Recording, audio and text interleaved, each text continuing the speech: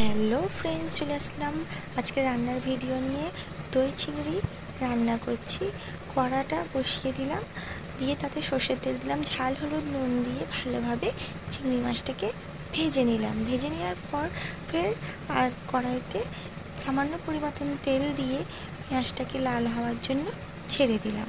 তারপরে পরিমাণ মতন একটু নুন দিলাম, কারণ পেঁয়াজটা একটু তাড়াতাড়ি লাল হয়। নুনটা দিলে তাড়াতাড়ি পেঁয়াজটা লাল হয়ে যায়।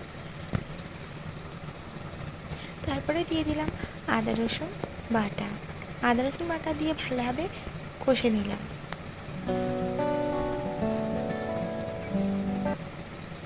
তারপর দিয়ে দিলাম কুচিয়ে রাখা টমেটো আর কুচিয়ে রাখা ধনেপাতা আর চিড়ে রাখা কাঁচা লঙ্কা, 4 থেকে 5টা কাঁচা লঙ্কা দিয়ে ভালোভাবে কষে নিলাম। কষে নেওয়ার পরে ঝাল হলুদের লিকুইড ছিল, ওটাকেও দিয়ে দিলাম।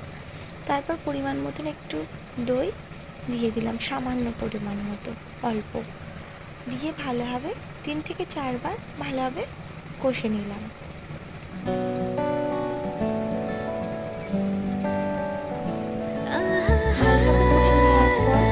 ওতে সামান্য পরিমাণ মতন একটু জল দিয়ে দিলাম।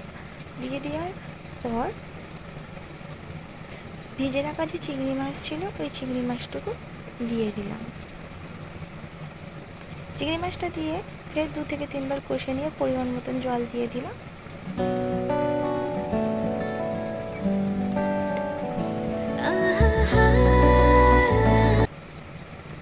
তারপরে দিয়ে দিলাম জিরে মরিচ গুঁড়ো। আমার রান্নাটা তোমাদের কেমন লেগেছে অবশ্যই কমেন্টে জানাবে।